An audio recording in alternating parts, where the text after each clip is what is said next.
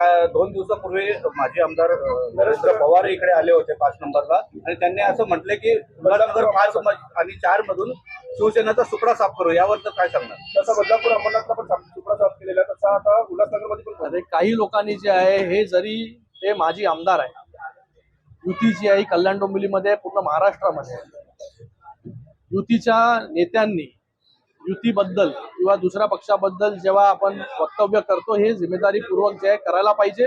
आम्हाला देखील बोलायला खूप काही आहे, पण युतीमध्ये आम्ही लढतोय कल्याण डोंबिवलीमध्ये, ठाण्यामध्ये, मुंबईमध्ये आणि उल्हासनगरमध्ये युतीमध्ये लढत नाही. काही ठिकाणी जे आहे युतीमध्ये लढतोय, महाराष्ट्रामध्ये काही ठिकाणी लढत नाही.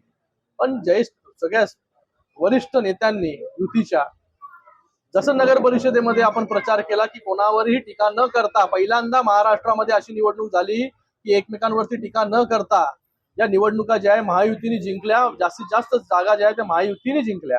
मला वाटतं ह्या सगळ्या गोष्टी ज्या आहेत त्या वरिष्ठ काय बोलतात आणि आपण काय करतो याचा देखील भान जो आहे हा सगळ्या नेत्यांनी ठेवला पाहिजे. आता विरोध केला लोकांसाठी घनकचरा प्रकल्प आहे.